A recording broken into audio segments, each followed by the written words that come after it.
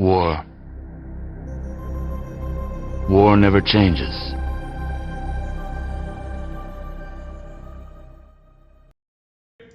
Welcome, ladies, gentlemen, boys and girls, to Cackling Phil's War Never Changes. I am the side piece, Jim. How are you today, Phil? I'm doing great, buddy. I'm doing great. Now, you didn't give me a normal introduction, and I didn't get to do my thing. What the fuck, man? You can flex numerous times in the show. What I was going to have you flex when I said Happy Mario Day. There we go. Hit my elbow on this. That's why we don't flex. You got to be careful. Yes, today is March 10th, and that is officially MAR10, which is Mario Day. And Nintendo does a horrible job monopolizing it. We should, we're not going to either, but we should, as fans, reminisce on Mario. But before we do that, two things. Number one, you know these things, Phil. And real quick, aside of an aside, I wanted Phil to host this week, and he said no, because I am battling horrible diseases. My heart is totally shot right now, but I'm fighting on for you guys. And I said, Phil, do me a solid, brother. Can you please run the show? And he looked me in my eye, right in my eye socket, and he said, bitch. This is all a horrible lie. Horrible lie. No, okay. Two things. Number one, I put timestamps in every single video. People have liked them. We've gotten good comments on them, so they will continue.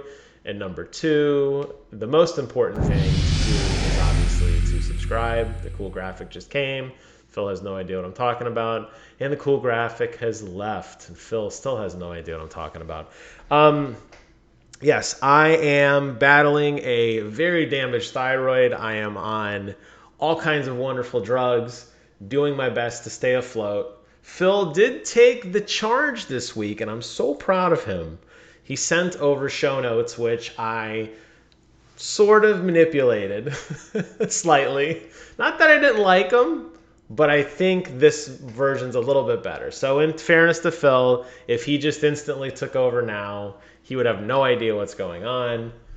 His middle finger works, his afro works, so we are definitely go for launch.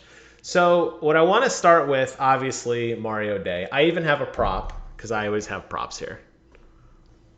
I have the Cappy hat from Mario Odyssey, and I was going to wear it, but it puts too much shade on my face. Your face is very dark anyway. I don't think it would matter. Phil, what's your favorite Mario game? And do not say Sunshine. No, I love that game though, but no, it's Super God, Mario. It's Super Mario 64.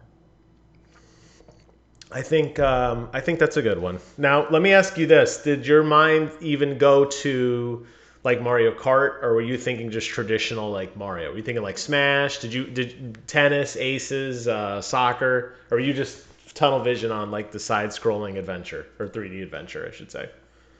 Just traditional Mario games. Lock, stock, and barrel. I think Mario 64 probably is... Yeah, I guess I would say so. I mean, I'm going to say Bowser's Fury is one of my favorites now, but of all time, definitely not. I think that what I was thinking about today with Mario, really, was just how many games they've had, and honestly, none of them have really been bad. Except for Sunshine, which is horrible. I know you like it, and that's good. Awesome. I know you like it. You liked it so much, you went out and bought the Mario, whatever the heck they called it, Collectors All-Stars, where they just yeah, and you played it exactly 0 minutes, like everyone else with common sense did, because that game is trash. No, I beat like the first 2 or 3 worlds. Whoa, all right there, big spender. Bro. Did you try Galaxy on there yet? I haven't played Galaxy yet. No. Yeah, me either. I feel try hard do you think I am? Do you think that Galaxy is better than Odyssey?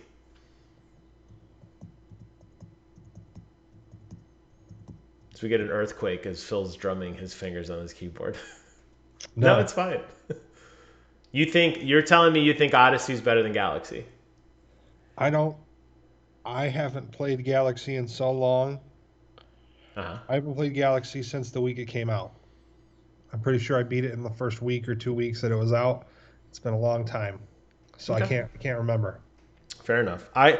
My gut reaction is to say I think that Galaxy's the best. Okay. I think so. And I don't really remember much of it other than jumping around planets and building up momentum to launch to other planets, which I thought was a really cool concept. What makes it so much better than Galaxy or Odyssey?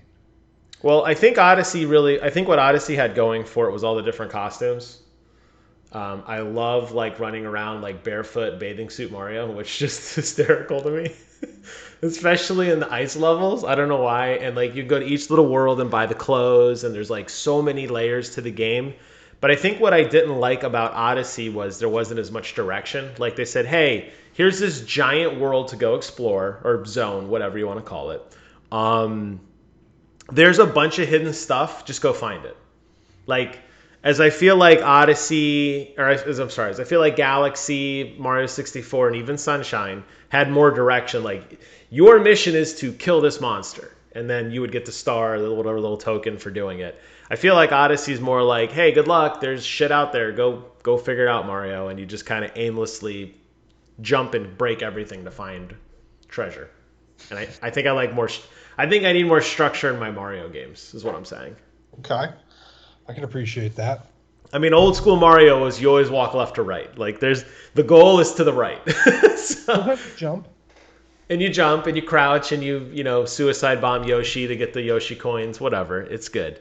But the direction was always very, very linear. Not that I don't appreciate open world, because that totally contradicts my thoughts on Bowser's Fury. But I feel like that game had too much going for it. I feel like Odyssey was just almost too big in a sense. Except for New Donk City, and I would totally live there if I could. I would go there right now and live there and die there and be happy. Okay. This is rather strange, and from the guy who loves playing massive open world games, it's pretty bold direction. Form Cotton. I would go hang out in New Donk City with the mayor, Pauline or Paula, and I'd go to work and I'd be happy. And then I would walk to the edge of the town and look down and see this cliff into his despair. Because if you remember, New Donk City just ended. It wasn't like a wall. It was like an island floating in the middle of nowhere. So like if you walk to the edge of the street and you just fell off, like GG's, you're dead.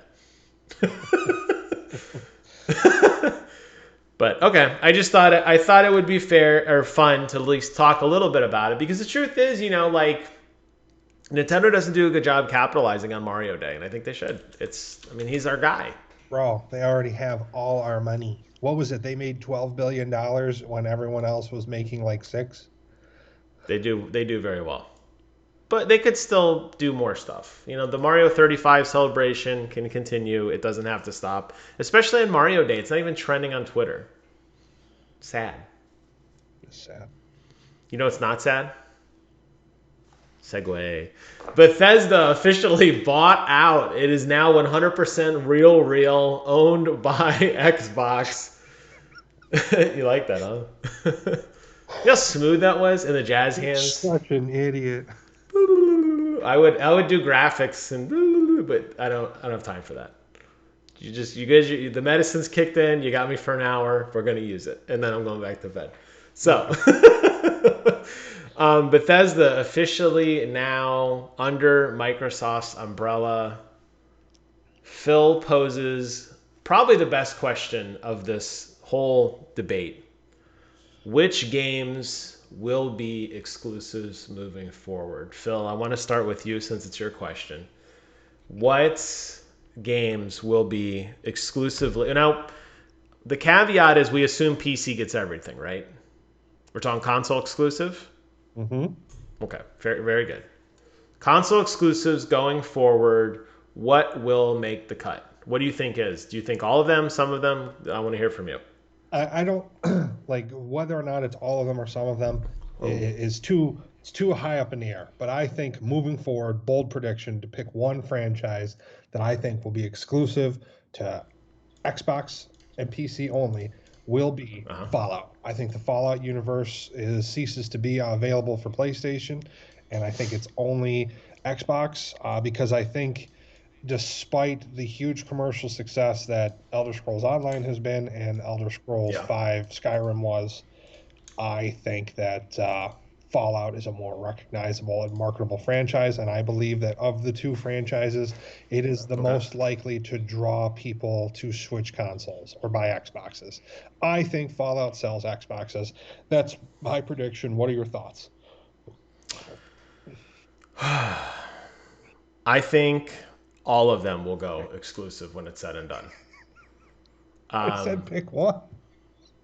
I know. But yes, to really answer your question, if they're going to do the amount of money they spent, they really need to make it exclusive across the board. There's really just, that's the way it has to be moving forward. Doesn't matter. That $8 billion is irrelevant. I get you, but if they were going to pick one, Elder Scrolls. Simply, I think Elder Scrolls, if you look... Oh, go ahead. I was going to say, why is that? Simply because I didn't pick it, or because you genuinely think that it stands on its own merits better than Fallout does? I think Elder Scrolls is the definitive Bethesda title. As much as I personally like Fallout the best, I think we look at the history of where Bethesda titles have landed. Doom, I don't think was very well received, particularly with Doom Eternal, a game I played. I bought it for the helmet. I didn't beat the game. I didn't like it. A lot of people didn't like it. I think that stock is way down. Wolfenstein, aka Wolfenstein for you white people. No. Wolfenstein is... That's how you say it. Wolfenstein. Look it up. Google it. Oh, get out of here. Phil's head is so big. He was 15 feet off the screen and his head was still in the damn frame. Wolfenstein stock definitely down after Wolfenstein New Order. That game sucked. No one liked it. Fallout definitely stock is down after Fallout 76. No one liked it. That leaves Elder Scrolls. Elder Scrolls is the cash cow. Elder Scrolls is the game that continues to impress, inspire, and that is the must-have game. People want Elder Scrolls 6 more than any other Bethesda title, period. Well, that's true. That's because we recently got a Fallout and it wasn't well received. When you see marketing material from Bethesda, what is it that you see? You see a T-51 power armor helmet. That is what you see. Yes. That is what you see. And I'm not arguing. Please don't ever anyone think that I would prefer to play a Fallout game than I would to prefer to play an Elder Scrolls game. Given the choice between playing Fallout 4, Fallout New Vegas, Fallout 3, Fallout 76, whatever, if I could have the entire Fallout category to play for the rest of my life or only play Skyrim on Switch for the rest of my life, I would choose to take Skyrim in the Switch, and that's what I would play for the rest of my life. Don't mistake my choices thinking that Fallout is the quintessential whatever, it's the best title, because it's not. Elder Scrolls is. But Fallout is the fanboy game that people love. It's the most recognizable because it has the widest target audience, because a lot of people aren't into the fantasy RPG world that is Elder Scrolls. And that's why I think it's their lead franchise, and that's what they're going to lead the transition with. Do you think we're getting a Fallout game anytime soon? Like, I would think Elder Scrolls is coming next, right? Well, no, Starfield is coming next. Starfield, do you think that'll be an Xbox exclusive? I think it's... Oh, man, I just don't know what phase of development it's in. My knee-jerk reaction is that at this point, it is probably too deep in its development cycle to be an exclusive. I think it's probably kind of in line with what you said. It'll probably be one of the last Bethesda games that ever comes out that isn't an Xbox exclusive. I think that'll kind of be the swan song for old ZeniMax Media. Okay. And moving forward with the release of Elder Scrolls 6 in 2022 or 2023, whenever it comes out. Gotcha. That'll be the beginning of the end. So this supposedly, the rumor is this week, Bethesda will have a special video presentation co-chaired by Microsoft's very own Phil Spencer. And they are supposed to, this isn't a video game showcase. This is just a press type conference where supposedly they're going to outline the future of what games are going where and their thought process into how to see things in the future. Do you think that's a good idea? Do you think they should do a press conference to manage expectations, or do you think they should just let it ride? And no, they're going to piss people off before these games even come out, and that's what I think too. Horrible, horrible, horrible strategy. Phil Spencer, you know better. I don't know, man. Phil Spencer. Our Phil is now we have to come up with a new name for you. He's so devastated that Phil Spencer has tainted the Phil name. No. We need to come up with a new name for you. I'm fine. It's fine. Leave comments below on Phil's new name. Top donation will receive. I have the power to change anything I want on this video screen. We can put anything we want. We can Photoshop anything we want. It doesn't have to be Phil's finale. It could be Bill's finale. Whatever we want. The Bob second. It's just the Bob saying hi. I agree with you, all joking aside. I think Microsoft over publicizing any kind of, we know what happened. I think that's enough, I guess is my point. If they want to do like a mini E3, yeah, okay, sure. Show me video game news and notes and fun and excitement. But I don't think, Phil Spencer knew what he was doing when they bought Bethesda. They were buying it as a move to obviously get all that stuff. They want to put Sony to bed. Fair enough. You don't have to keep drip feeding this we don't know what's going to be exclusive or not. And he's so still very shy about just indicating his intentions. It's like, we know your intentions. You spent a lot of money to shut the other guy out. Doesn't mean you have to rub it in their face, but don't shy away from that either. This is business. If you're going to play dirty, play dirty. I don't like him playing on both sides of the fence, and I think that's what's happening now, and it drives me bananas. Yeah, I think that he's just worried about alienating the PS5 fan base. However, at any point when you announce it, you're going to be alienated. But don't announce it and alienate people months in advance and give people this fuel to go and put new games into production. Don't give Sony ammunition, because I'll tell you what, man. Agreed. The scrappy underdog can fuck up the British Empire. You know what I'm saying? The old British Empire is going to fall. Rude. Bro, there was a time when the sun never set on the fucking British Empire.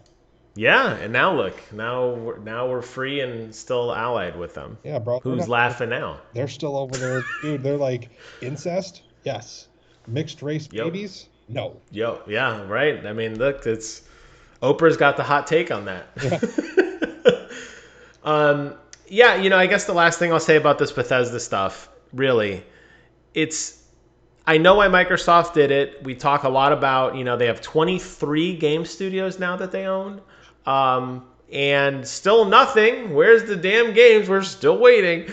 I don't know how many more they need to buy, but great, buy them. But Bethesda's the one that's going to, if you're going to kill Sony, you're going to do it on a Bethesda bullet. And you're going to say, hey, look, you want to play the next generation of Bethesda games backed by Microsoft's quality control, so we're going to get rid of all these nasty bugs, but we're still going to keep Bethesda's phenomenal open world, experience. You're going to do it on an Xbox or a gaming PC, and piss off Sony, and that's how they got to play. And Sony's going to have to be scrappy and say, hey, but we got great games too, and that is where this rivalry is going to be. Bethesda or Microsoft going back and forth well, we're going to do it on a case by case. We don't know. We know. We don't. Quit waffling. Just shut up. Say what you want to say and move on. I don't know why. I don't know who they think they're tricking with all this political stuff, but it's just aggravating. It's going to be funny when Sony buys Take-Two Interactive and inherits Rockstar, and then they own Grand Theft Auto, because there's only one little flaw to this idea that Microsoft's just going to be able to intrinsically put Sony out of business, and his name is Kratos, and turns out he's a bad motherfucker, and he sells a lot of games, and if Sony was smart and went out and bought Take-Two Interactive and got all that IP, I'd say that they're very heavily back in the fight. I think even without Rockstar on the table, I think that Sony's in a great place for Sony, Nintendo's in a great place for Nintendo, and Xbox needs to make fucking games. That's what I think. Because we say I could PS5 hasn't released a game in fucking months. Yeah, well, that's the thing, and you look about that and you think, okay, right, you're right, they haven't. I'm looking at the radar for Xbox games, and I know we're going to get Halo at the end of the year. I mean, well, they say there. I still think it's delayed, but 343 is still adamant it will come out later this year.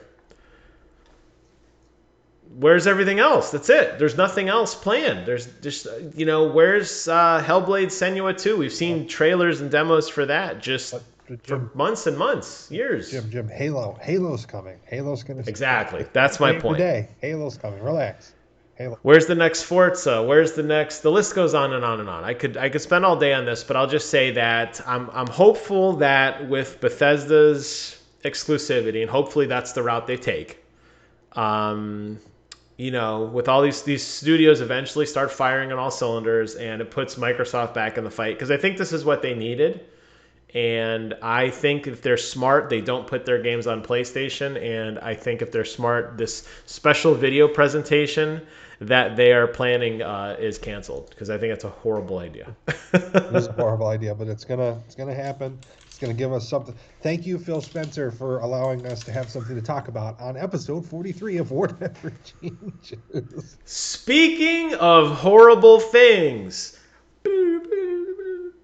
Watch Dogs Legion. Your boy Jim E., the tried and true beta tester who has been beta testing this now for seemingly ever. It is now finally been announced. It was initially, this multiplayer mode was initially planned in December of 2020.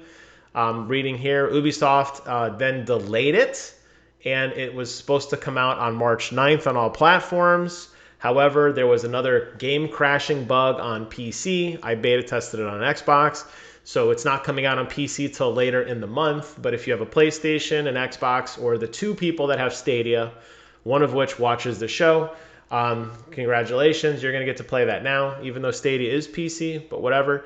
But it's going to come out for everybody later in the month if you don't have it yet.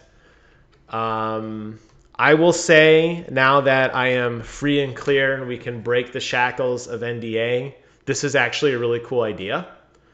The problem is Watch Dogs Legion is a really shitty sandbox, and you can play with one person or 1,000 people, and it's just not fun. Why? So you think of open world games, and I'll use one that is fond and near and dear to my heart. You and I played a lot of Red Dead Redemption 2 together. I didn't like Red Dead Redemption 2. But what I did like about Red Dead Redemption 2 was the fact that it was such a vibrant simulation that we were able to freely walk around and pretty much get into any kind of trouble we wanted, obviously within the bounds of a cowboy type game. And we still had fun doing it, and the game supported that. If we wanted to go be bank robbers, we could be bank robbers. If we wanted to go farm or hunt rather, and go try to collect rare wolf pelts or whatever, we could. We could go get a cart, and we could walk. What'd you call it? Clearing or something? What was that called when we walked together? Driving. We could go driving down a field and kill alligators and boars. We could go fight PvP. We could go do missions. We could race horses. Tons and tons of activities to do. And again, not my cup of tea, but they were there. That system worked. Watch Dogs Legion is just a city with cars. If you've ever played a game, an open world game with cities or cars, you've played Watch Dogs. Mm-hmm. There's really not much else to do outside of that. Those side activities don't exist. Even Grand Theft Auto 5, which is like 700 years old at this point, still has more stuff to do in it than Watch Dogs Legion. And that's what worries me, that they're just kind of, the base wasn't there, and anything you add on top of it it sucks because there's no substance to even start with. Yeah, no, I think your expectations are a little unreasonable because it's an Ubisoft game. Ubisoft is a turn and burn studio. They put out a new game every single year, and while their environments are sort of small and repetitive, they have an extreme attention to detail. And, you want an extreme attention to detail. If you look at the skyline of Los Santos, 90% of those buildings are gray because there's not going to be attention to detail just because it's massive and it's an immersive world, but it's nowhere near the level of immersion and like lifelike and reality of an Ubisoft like sandbox. So I would say this is just another turn and burn game for them. What the last Watch Dogs came out like 1 or 2 years ago. It's not that old of a game. They've been building it. They've been building this game since launch. And they're only going to be able to do so much with what they have allotted. And I would say that if you're saying that this is a cool environment, maybe they can springboard off this. Now that they have this environment built, they can build on top of it, and they can use it as kind of the blueprint of online games and like a metropolitan, like futuristic era moving forward. Yeah, did you ever play the original Watch Dogs? No, I've got all of them in my backlog. And so the original Watch Dogs was phenomenal, and that multiplayer was such a treat. It was unlike any other multiplayer I played. The multiplayer was not cooperative. It was totally you would spawn into other people's worlds to screw them. That was the multiplayer. And they had all these game modes designed around it where if you were playing, it would seamlessly transition. It would be like a mission of like, hey, stop the hacker or something. You, in your single player game, would activate this beacon, and instantly somebody would transport into your same game right there with you, and they would be hidden. They would be an NPC, but you don't know which one it was. And your job as the NPC was to kill them or steal something or grief them before they could figure out who you were. And it was a really, really cool drop-in, drop-out competitive multiplayer mode that was largely abandoned after the original Watch Dogs for whatever reason. And it was fun. People liked it. It was unique. It was different. It wasn't, you want cooperative Ubisoft games? Go play The Division. Go play, Ghost Recon. We're not doing that here. This is purely competitive. So when Legion came out and had no multiplayer at all, it was like, wait a minute, this is very odd. And now you get this like tacked on, dialed in, like, wait, you're going to do a special mission with your friends. It's like, well, there's no charm there. And since the game world is just so okay, it just seems like it's going to fall flat. And, that was the biggest feedback we gave to Ubisoft, just talking with all these developers, like, guys, like, yes, technically it works. Ubisoft, you can code great games. It looks pretty. It runs well, whatever. But it's just got no soul. And in a sea of thousands of other games, even Phil's, backlog, which is probably as big as my backlog and as big as everybody else's backlog, I don't see people flocking to this for a dialed-in multiplayer game.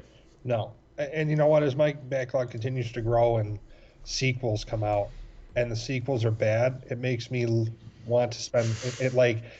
I'm less interested in going back to play Watch Dogs 1 and 2, knowing that 3 is bad. Right.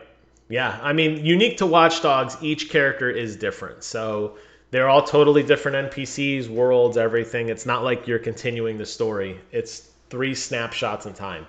But that said, I totally understand what you're saying, especially since, you're going to be getting a gaming PC soon. Not to say you can't play Watch Dogs on there, of course. But the reality is you're going to be exposed to so many other genres of games you've never played before, like real-time strategies, open world games, more tactical shooters. I don't know how Watch Dogs is going to stack in there, but I'm going to guess it's pretty low. It's probably safe to say that I will never play a Watch Dogs game. I think it's a little late. Yeah, I mean, I think honestly, the first one, despite the fact that a lot of people felt the main protagonist, Aiden, was a little stiff, I will agree with that. It was just such a novel concept at the time where you could manipulate the world with your phone and take over people's cars and manipulate red lights and open and close doors and hack around the city. It was cool, and it was very unique. They didn't really expand on it much on 2. And by the time we got to Legion, I think they're lost. I mean, if I was Ubisoft and, if I was in charge of their games division, I think Watch Dogs dies after this game. I think you release your multiplayer. Hey, this is what it is. Enjoy. Goodbye. And we never speak of Watch Dogs again, and we move on to greener pastures, because I think this game and the performance of this game, there's just no heart to it. It didn't sell well. It's just not the game we all remembered. Yeah. And it's just time to let it go. And I think that's a big reason why Far Cry Far Cry 6 got delayed. It's not because maybe it's not ready. It's just they didn't want it to cannibalize. That's true. They probably invested at least, they probably invested north of $100 million making Watch Dogs Legion, and it would have gotten just totally fucking cannibalized. So they eked what they could out of it.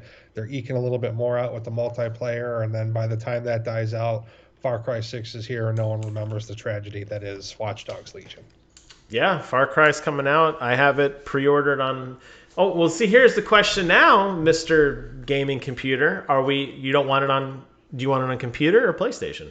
I don't know. Did I pre-order it? I don't know. Did you? I don't know. You're the only person I would tell if I did.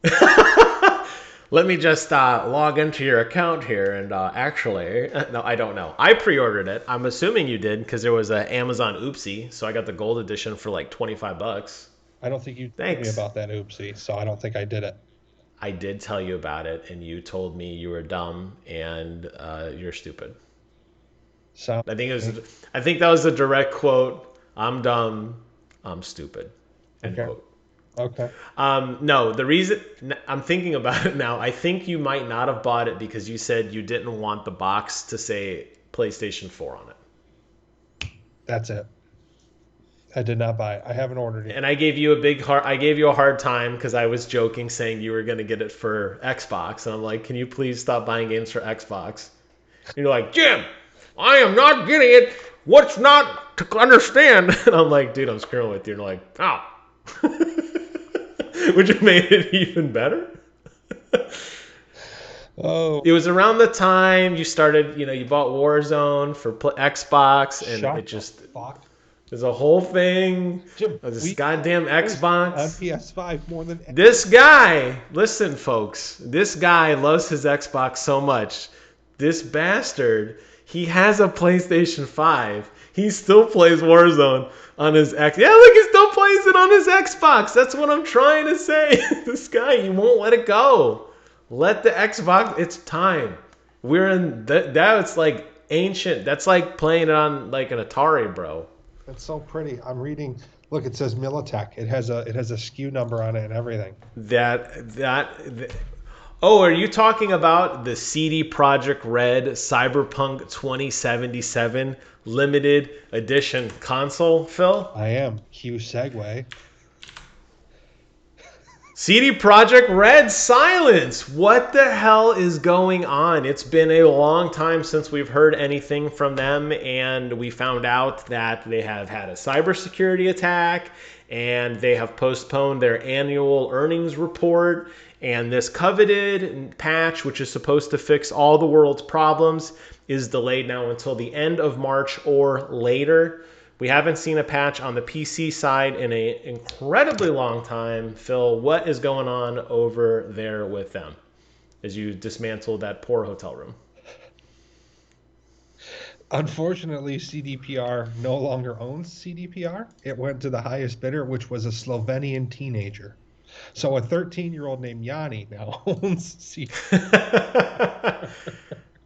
Dude, what an absolute shit show. Like, let's raise the ire of the internet. A group of people who have literally convinced others to kill themselves because they abused animals. Like, there's a Netflix documentary, I think, Don't Fuck with Cats or whatever. I mean, the group Anonymous is out there dismantling third world governments, and you think, let's piss them off.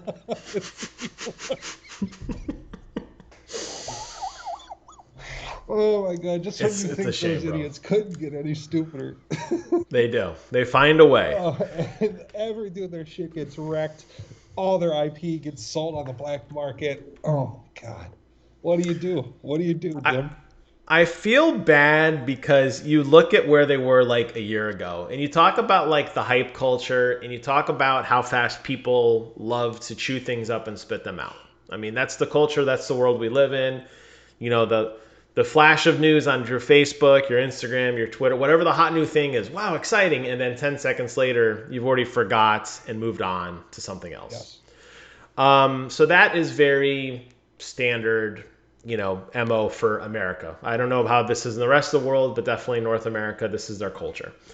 That said, think of how hyped we were for CD Projekt Red Like leading minutes up to its launch, and within seconds, how fast. Yes, exactly. I'll just talk to the console. It's still a pretty console though. Very. But think of the leading up to the hype, and then the second it drops, and how instantly their stock drops in their game, and everybody's making memes on it, and everybody universally hates this company, hates this game, and they are now dead to us.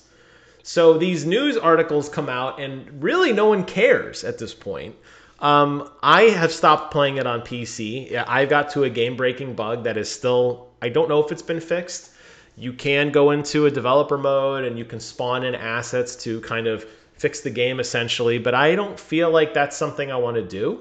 And I enjoyed and loved every second of the world that I was in, and I was very immersed, and it was pretty and the graphics were great, but it had so many problems that part of me just says, screw it. Like, you already got my money, but you're not going to get my time. I guess that's kind of how I look at it now.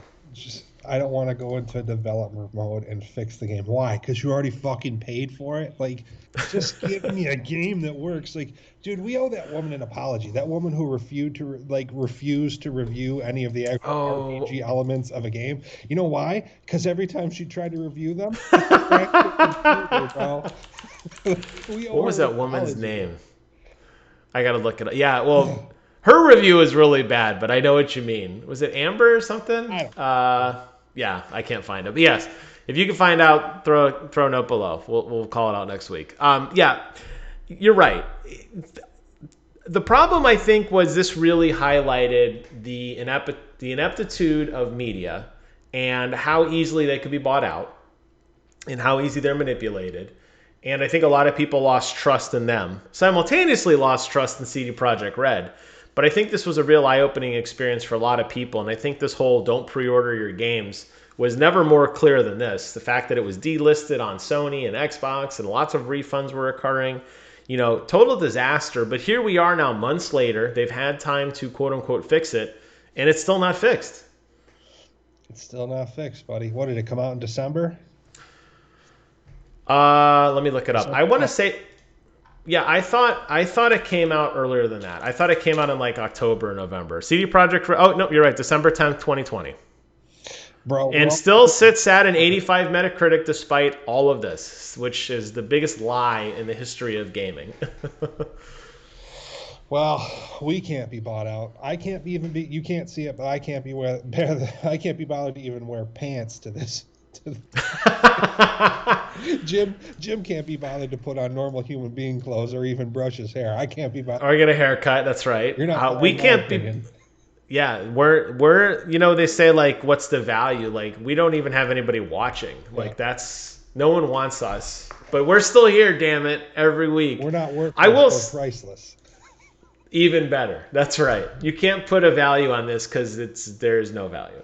That's true. The Pod looks to us for all of his gaming news. See, that was good. It's funny you say that. As I am recording, I'm looking at my phone, and he is responding to other YouTube comments from the video we did last week. How about that? How about that?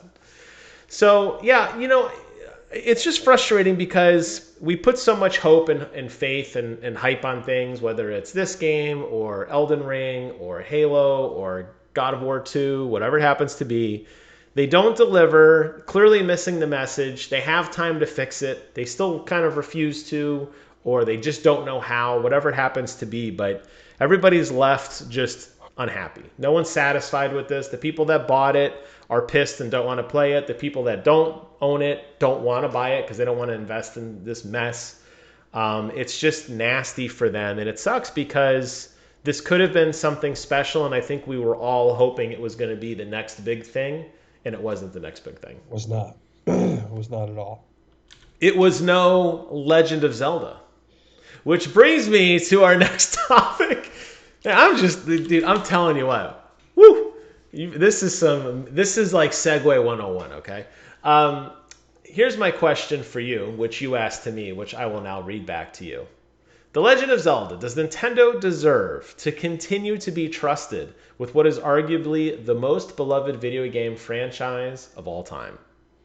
And part 2 of that, if not Nintendo, what studio would you like to run with for the next Zelda game? I say the answer to part one of that question is no. I don't believe that. I don't believe that they do because it's not like they've come out with anything groundbreaking. They did a cheap port of some old Mario games, and that's it. And they did a cheap port of Breath of the Wild 1 to make a 1v1000 game, which no one wanted or asked for or was interested in, and I'm pretty sure was a commercial flop. It was, yeah. They've spent all this time wasting my time, not giving me Breath of the Wild 2 or any sort of desirable Zelda game whatsoever. I believe that they made another remake of Wind Waker in between that time as well.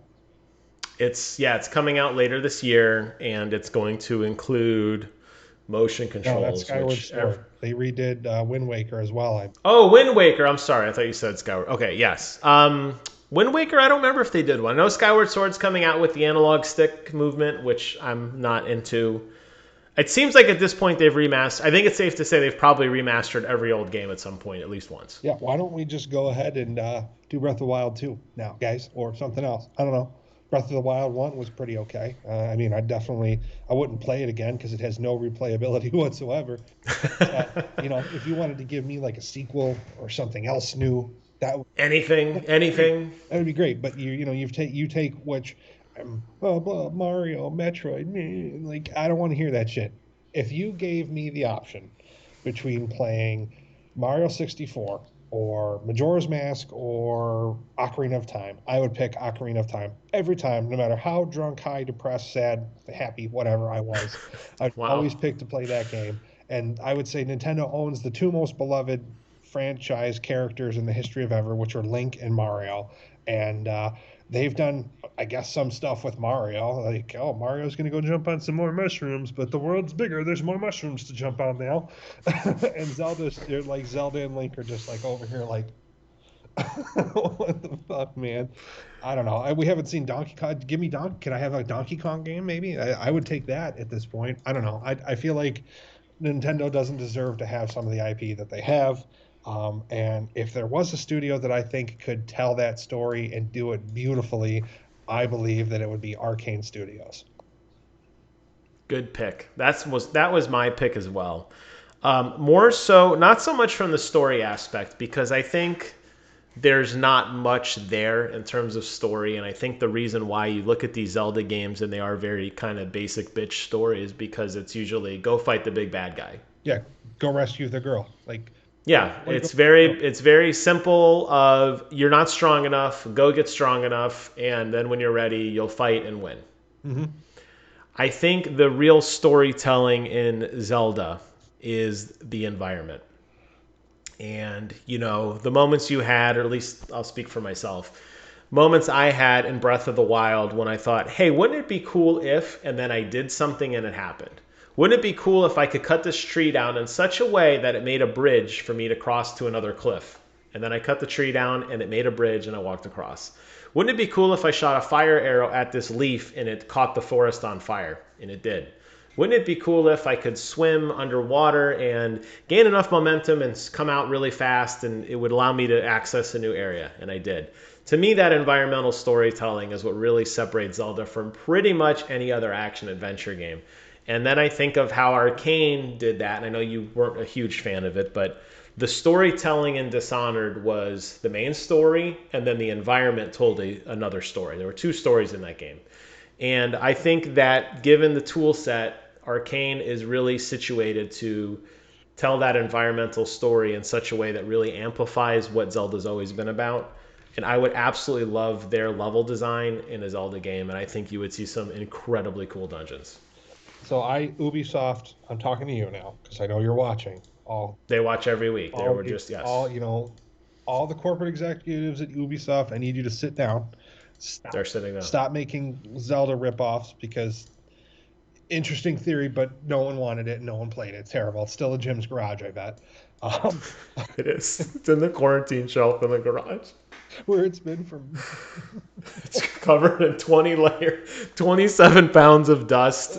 It's definitely COVID-free, but it's also fun-free, and it is yet to be touched. Yeah, and just let Arcane do it. Arcane, I need you to step up and do what Ubisoft couldn't do. Please. Oh, my God. Do you think... Okay, I know you're a big fan of Fable. I was not a big fan of Fable, but I know you were. Mm-hmm. Do you think now with Arcane under the umbrella of Xbox, do you think Xbox can now make a real run for a Zelda? I want to say a clone. You're never going to have a Zelda clone. Do you think now that they're in a good place to make a third-person action adventure game that rivals how we feel about Zelda? No, you will never, ever, ever, ever overcome the sentimental attachment to the Legend of Zelda series. It will go down as probably one of two games ever that will be unrivaled in its originality, storytelling, and just level of love and fan dedication. And that is, the other one is Super Mario Brothers. Warzone. Oh, sorry. You'll never have legit, all stupid fucking jokes followed by smug sipping aside. You'll never have a challenger for either of those two games that could ever be taken seriously. However, I think that if they wanted to make something in the same vein, in the spirit of celebrating people's love of The Legend of Zelda, I think that Xbox and Arcane Studios could pull off something really special. That's how I would answer that question. I would agree. I mean, I don't think you'll ever have a substitute or a true direct rival to Zelda. But I do think that space exists. We've seen it with, I don't want to say God of War is like Zelda. It's not. But you see snippets of this open world exploration. You don't know what's out there. You're fighting against the villain that you can't quite yet beat. You don't know the true goal or whatever of your adventure quite yet. You definitely see a lot of Zelda-esque moments in some of these games. And I do also agree with you, something you said earlier. Nintendo does have a massive stock of backlog characters who are dying on the vine. And they continue to make more. That's the thing. They're still making new characters that we love and care about. But where's our Star Fox game? Where's our Metroid game? Where's our Kid Icarus game? Where's our Mike Tyson's Punch-Out game or a Little Mac game? There's got to be hundreds at this point of beloved Nintendo characters that we have just died. Star Fox's HP meter is like, it's like yes, right now. Exactly. Like, yeah, I get it. You make a Smash character, cool. But we really miss like old school Donkey Kong. We really miss Diddy Kong Racing. We really miss any of these things. Yeah, I guess that's where it's frustrating with Nintendo because they are just one company. I don't know how they're really laid out. I mean, I assume that they have different teams essentially, but you never hear about like Nintendo North, Nintendo South. It's just Nintendo. I don't know how they're truly organized, but they really have so much good stuff on their hands, but they are always good at making people wait and drip feeding content. And when a Nintendo game comes out, it's a goddamn event. Everything they do is an event. And that's probably by design. Yeah. So I don't know if that'll ever change. I wish it would. But when a new Nintendo game comes out, whether you know about it intimately or not, you're suddenly interested because it's like, oh shit, Nintendo's making a game again. Like, we better see what's going on. It's been a minute. Yeah. Yeah, I mean, I might not always buy the games they come out with, but when they come out with a game, I know about it. And I'll read about it. And they've got my attention, that's for sure. Yeah, like I miss like Link's Awakening. I mean, I liked that it could have been better. I liked F-Zero. That poor franchise has been on ice for eternity at this point. Pilot Wings has been on eternity, or on hold for eternity. Yeah, they could do better. They could do better. Is that what the quote is? What was the tagline we had last week? We can do more. We demand more. We do demand more of Nintendo, and I want them to do the best they can. Speaking of the best they can, Phil does the best he can every week on Warzone. Every night on Warzone, you should like to say? Oh, whatever. Yeah. Every night, that's Phil's... Have you played any game in the last week that wasn't Warzone? Yes. I made sure last night to start playing Jedi A Fallen Order or whatever, so that when you asked me this question, you were ready. Yes, I have played Star Wars Jedi Fallen Order. And what'd you think? I didn't even make it. Did you just actually open it so that the splash screen appeared and then you immediately hit the Xbox button so it would appear on your list? Is that what you're talking about? I started playing the training mission and I started playing the training mission and then my food got here and I never went back to it. Okay, fair enough. All right. Well, I mean, Warzone is fun. I do enjoy it. It's an ever evolving, ever changing game. You can play many different ways, but you really owe it to yourself, I think, because I know you have a Nintendo Switch, because you used to play Skyrim on it. The only guy in you want to talk about a real unicorn, folks? It's that guy over there, Phil, who played Skyrim on his Switch multiple times, over and over ad nauseum, until I ripped him away from that game. Unfortunately, I introduced him to Warzone, which made it even worse. But yeah, I know you have a Nintendo Switch. I know you have Nintendo Switch Online, and there are some fun experiences on there, and I think you should check out Tetris 99. It's old, but it's fun, and it's competitive. In a different way than Warzone, but it's competitive. No. All right. Other games I think you should check out, Mario Maker 2. That's one that I've been recently replaying, or I should say replaying. I never beat it. I started playing it again to continue working on it. Phenomenal bite-sized experience, fun little variants of famous Mario levels that are hard but not too hard.